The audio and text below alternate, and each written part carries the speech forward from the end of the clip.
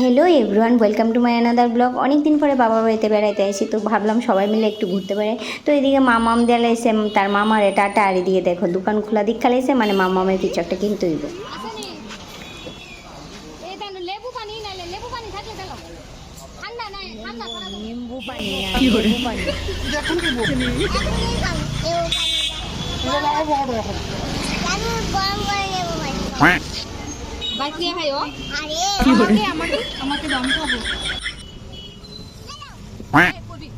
বাড়ি আর রাস্তা সবখানেই মামামের দুষ্টামি থাকবই। দেখো গাড়ির ভিতরটাও দুষ্টামি শেষ নাই, মানে বাচ্চা তো দুষ্টামি তো করবো, আর একটু বেশিই করে এখন। আর এদিকে দেখো মা আমরা লোক কথা কইতাছিল, মানে একটা জোক মারতাছিল, আর আমরাও দুজনে হাসতেছিলাম। আর বাবার অবস্থা দেখো, বাবা কি শপিং মলে কিসের জন্য যাচ্ছেন? ও মাই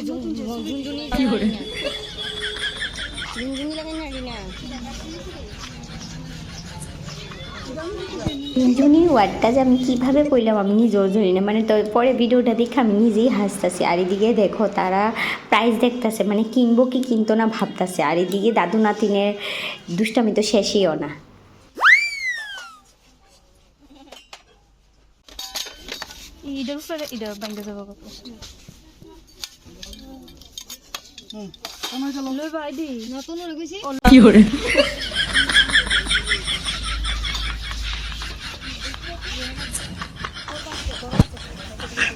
আমার ছোট্ট মামামটা যে কবে এত বড় হয়ে গেল।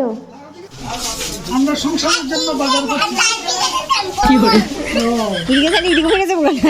গ্রসারি সেকশন থেকে আমরা এ পড়ছি কিড সেকশনে। ওইখান থেকে আমরা একটা বোনের ছেলে লিগে ড্রেস তো কেনাকাটা সাইডে আমরা এ পড়ছি বাইরে। আর আয়া সেটা দেখতেছি কি অবস্থা, মানে বৃষ্টি আয়া পড়বো।